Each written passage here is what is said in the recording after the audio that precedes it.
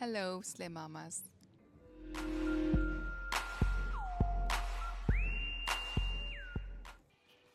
Австрал компани байгуулах.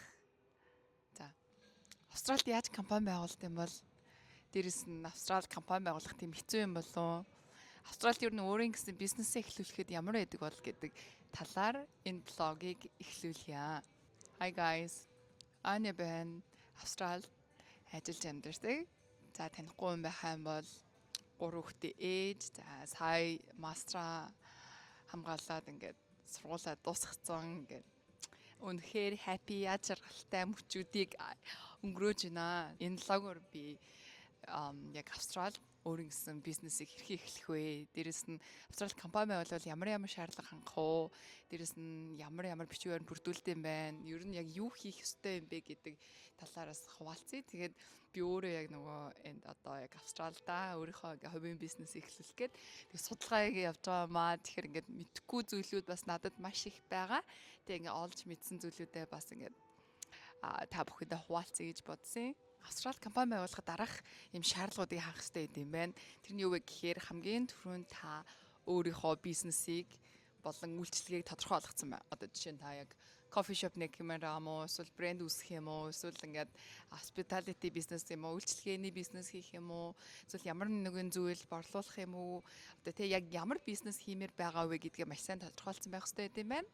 За тэгээ дараа нь яг тухайн компани захирал нь буюу компани эзэмсэж байгаа хүн Австралийн оршин сууд буюу Австралид амьдарж байгаа хүн байх хэрэгтэй юм байна. За дараа нөгөө захирал болох хүн нь өөрөө тийм director ID гэдэг зүйлийг бас авд юм байна. Тэрний юу гэхээр ингээ өөрөө ингээд энэ тухайн бизнес owner энэ компани захирал гэдэг юм тодорхойлдог ID-г бас авд юм байна. Sorry. Нар тусаад бүр дээрээс нь өнцөг өрөөсөө таарахгүй. Ингээд судлаа өрчилчлөө. За тухайн компани Австрал бүртгүүлэх. За тухайн компаниг Австрал бүртгүүлэхэд бичиг баримтууд ингээд хэрэг болох зүйлүүдийг би одоо нэгээр ингээд хэлж өгье. За тэгэхээр юу байдаг вэ гэхээр мэдээж компани бүртгүүлэхэд хамгийн түрүүнд компани нэр байх хэрэгтэй байна. За захирлын мэдээлэл, хувьцаа эзэмшигчийн мэдээлэл, тэгээ бүртгэлтэй хаяг. Энд нь бол заавал офис байх шаардлагагүй. Яг Австралид амьдарч байгаа гэрийн хаягаар бас бүртгүүлчих болд юм байлээ. За тэгвэл компани бүтэц буюу те ингээд одоо тухайн компанид ямар захирлууд байгаа юм, хувьцаа эзэмшигч нь ямар хүний нэр дээр хэдэн хүний нэр дээр байх вэ гэдгээ бүрдүүлд юм байна.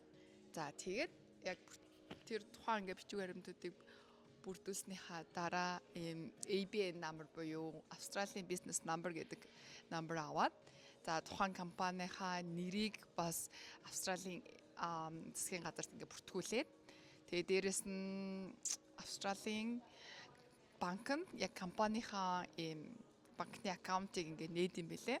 За дээрэс нь ингэж байгаа байхгүй юу? Тэгтлэн бодох бүртгэл гэхээр нөгөө нэг тухайн компани өөрийнхөө тайлан тавьдаг заавал нэгтлэнтэй байх шаардлагагүй. Одоо юу гэдэг ингээд хөндлөнгийн этгээ дээр хийлгчиж болд юм бэлээ. Тэгэхээр тухайн компани бас яг компани байгуулж эхлснээс хойш тайлан гаргаж эхлэх хэрэгтэй. Тэгэхээр тэрийг одоо нэгтлэнгүйгээ санаа зовох зүйлгүй зүгээр яг ингээд нэгтлэн гаргадаг аппууд юм уу одоо тухайн жижиг хэмжээтэй дөнгөж байгуулагдсан компаниудын одоо нэгтлэн тайланг нь гаргадаг. Тийм үйлчлэгээ үзүүлдэг тусдаа бас компаниуд айгүйх байд юм бэлээ. Тэгэхээр тэр компаниудтай ингээ хамтраад явах боломжтой байд юм байна. Компани байгуулахад дараагийн чухал зүйл нь юу вэ гэхээр нэр буюу business name гэдэг зүйл байд юм байна. Тэгээд бизнесийнхаа нэрийг яг ингээд адилхан байлгамаар байвал бүр нэрэн дээр ингээ амар удаан search хийд юм бэлээ. Бүр ингээд үнэхээр уддаг. Яад вэ гэхээр тэр нэр чинь нэгт Австрал ерөөсөө хин нэгэн хэрэглэгдээгүй тийм нэр байх хэвээр байна. За тэгвэл тэр нэр чинь өөрөө Instagram, одоо LinkedIn те вебсайт domain нэр авахд бас хэрэглэгдээгүй хин нэгэ аваагүй тийм нэр байхгүй бол нэгэн дээр нь дутуу шалгацсан байхад нөгөөх одоо юу гэдэг өөр платформ дээр яг бизнесийнхаа одоо тий аккаунтыг нэг хаягаа нээх гингууд нээч чадахгүй болоод байгаа байхгүй юу. Тэгэхээр бүр нэр аягүй чухал юм байна. За ингээд ер нь бол Австрал компани байгуулах тэгэл ингээл амар хол эсвэл ингээ хэн болгоны хийж чадахгүй ч юм уу тийм зүйл ерөөсөй байхгүй. Үнэхээр бид нар ингээ өөрсдөө хүсээд ингээд бизнестэй болёо ингээд бизнес эхлэе, компани эхлэе, үйл ажиллагаа эхлэе гэж бодох юм бол ингээ компани байгуулж болно. Гэхдээ одоо ингэдэм байх хэрвээ одоо ингээд ямарваа нэгэн байдлаар одоо таны бизнес те миний бизнес жилдээ $100,000-аас $150,000 орлого олж явах юм бол компани байгуулахын ер нь боломжтой. Одоо ингээ компани байгуулах хэмжээд ингээд миний бизнес очсон байна гэж үзэж байгаа маань. Яг жилийн орлого 100-аас 150 болоогүй байхад бол компани байгуулах шаардлагагүй, хувь хүнээрээ явж явах боломжтой гэж байгаа байхгүй юу? За тэгвэл миний яг судалсан зүйл юу вэ гэхээр бид хайгаад ихсэн чинь ингээд компани байгуулах нь одоо яг миний хувьд би ингээд дөнгөж ингээд сургуулаа төгссөн оюутан. Тэгээ ингээд ямарваа нэгэн байдлаар яг бизнесийнхээ үйл ажиллагаа эхлэегүй байгаа. Болохоор надаа ингээд компани байгуулах нь өөрөө ингээд арай юм болоогүй яг одоо хугацаа нь ингээд цаг хугацаа нь ингээд болоогүй юм шиг санагдаж байгаа байхгүй. Тэгэхээр би юу гэж бодсон бэ гэхээр за хэрвээ начиг төгөлдөө юм компани байгуулахад арай болоогүй байгаа. Гэхдээ ингээд бизнесээ эхлэх хүсэлтэй байгаа юм хүмүүс байх юм бол ямар одоо ингээд тэ аргаар бизнес хийж болдсон бэ? Ямар аргаар ингээд ийм орлого олж болдсон бэ гэж хайсан чинь одоо яг ийм соло трейдер буюу одоо ингээд хувь хүмүүс бид нар өөрсдөө одоо хувь хүн Аня гэдэг ийм компани болж болдсон юм байна. Тэр нь одоо би ABN numberтэй болоод одоо жишээ нь Австралийн хуулиндаа хувь хүн өөрийн гэсэн Австралийн бизнес numberтэй болоод ямарваа нэгэн байдлаар үйл ажиллагаа хийгээд тэрнээсээ орлого олох боломжтой юм байна. Гэхдээ мэдээж тэр олсон орлогоосоо татвар тайлагнаад тухайн тодорхой хэмжээний татваруудаа төлөх хэрэгтэй байдаг. Соло трейдер гэж байгаа шүү дээ. Тэр нь яг ингээд над шиг ингээд дөнгөж одоо юу гэдэг ингээд өөрийнхөө бизнесийг эхлэе. За ингээд ямарваа нэг юм хийж эхлэе. Ингээд Австралид ингээд үйл ажиллагаа явуулж эхлэе гэдэг ийм хүмүүс Австралийн ABN number авдаг ингээд одоо юу гэдэг албан ёсны вебсайт руу нөрөө бүртгүүлэнгууд ингээд ABN number нь маш хурд ингээд хүрээд ирд юм байна. За тийм дугаартай болцсон байхад би өөрөө ингээд бизнес хийх эрх нь ингээд үүсээд ингээд давхар ингээд орлого ингээд цалингаас бусад орлого авахд ингээд болж байгаа байхгүй юу.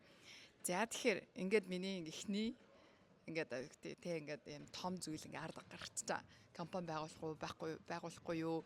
Ямар одоо юм бичгээр нь бүрдүүлэх үү? Компани байгуулахын эрсдэл нь юу яах вэ гэл ингээд эхний ингээд том зүйл нь ингээд ард үлдчихэж байгаа байхгүй юу? Тэгэн бол одоо ингээд соло трейдер болж байгаа юм байна аа би. За дараагийн алхам нь юу вэ гэхээр за тэгэхээр хамгийн чухал зүйл нь бизнес name register буюу өөрийнхөө хийх цаа бизнесийнхаа нэрийг Австралид бүртгүүлдэг юм байна. За тэр нь бүр яг одоо компани нэр авч байгаа юм шиг хамгийн чухал зүйл юм байна. Тэгэхээр бизнес нэмээ бүртгүүлээд одоо жишээ нь ингээд тухайн бизнес нэм чинь таны хийх цаа бизнестэй ингээд одоо юу гэдэг те ингээд юм уялдаад ингээд адилхан одоо юу гэдэг за кофе шоп байх юм бол би нац одоо юу гэдэг те би холбоотой нэр ч юм уу эсвэл кофе клаб ч юм уу те тийм нэрнүүд байдагт яг адилхан. Яг энд бас тэр тухайн бизнесүүдийг нь ингээд том бизнесүүд ингээд аваад аль хэдийнэ бизнесээ ингээд бүртгүүлсэн байгаа байхгүй. Тэгэхээр тухайн бизнесийг аваагүй бүртгүүлээгүй нэрийг олох гэж бас аягүй хугацаа орд юм байна. Тэгэхээр би одоо яг ингээд Австралийнхаа бизнес неймийг бүртгүүлэх гээд ингээд нэрээ хайгаад явж байгаа. Тэгэхээр нөгөө ABN number буюу те ингээд Австралийн бизнес дугаар нь ирсэн байгаа байхгүй минийх. За тийм бол одоо би ингээд бизнесийн нэрийг одоо бүртгүүлээд за тэгээ бизнесийнхаа нэрийг бүртгүүлснийхаа дараа домен нэр авах юм байна. За тэрний дараа мэргэжлийнхаа вебсайтыг хэлэх хэрэгтэй юм байна. Тэгэхээр нөгөө нэг Австралийн бас нэг шаардлага нь юу вэ гэхээр хэрвээ ямар нэгэн бизнес эрхэлж аваад тухайн бизнес чи яг албан ёсны вебсайтаа байхыг шаарддаг.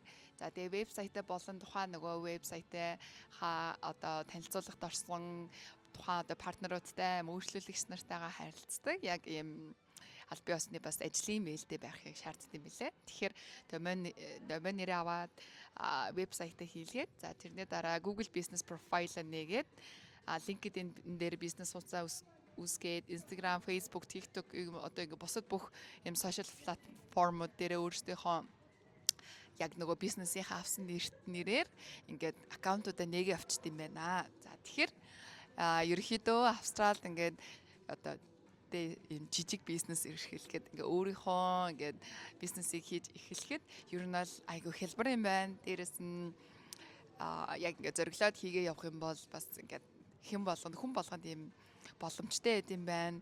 За өөр чинь одоо яг нэг хийх цаа салбарууд нь айгу чухал байд юм байна. Жишээ нь одоо ингээд миний салбар бол би чи өөрөө яг ингээд маркетингийн контент креатор талдаа ийм хоббитэй мэрэгжлийн болохоор би ер нь өөрийнхөө бас ингээд яг чиглэлийн дагуу ингээд бизнесийнхаа нэрийг сонгоод үйл ажиллагаа бизнесийг эхлэхгээ явж байгаа. Тэгэхээр ингээд тухайн бизнес нь одоо яг ресторан байх юм уу, тий ингээд гоё салон байх юм уу, эсвэл ингээд хүнд оврын машин механизм нийлүүлдэг юм уу, эсвэл тоног төхөөрөмж борлуулах юм уу гэдгээс шалтгаалаад яг ингээд бизнесийн нэр, дугаар, за тэгээд цаашлаад жилийнх нь орлого 100,000-аас 150,000 доллар болчих юм бол компани болгоод явах ийм боломжтой байд юм байна. Тэгэхээр ингээд надтай хамт ингээд Австралид хэрхэн бизнес нээх үү, за Австралид яаж бизнес эхлэх үү гэд ингээд ийм бодолтой хүсэл мөрөөдөлтэй явж идэг бол та яг одоо ингээд эхлэхэд айгүй хялбар юм байна.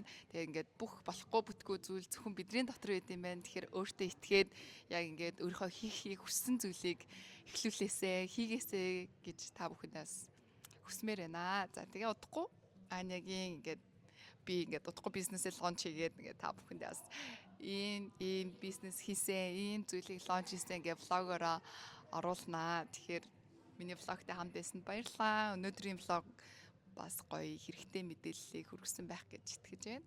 За тэгээд баяртай.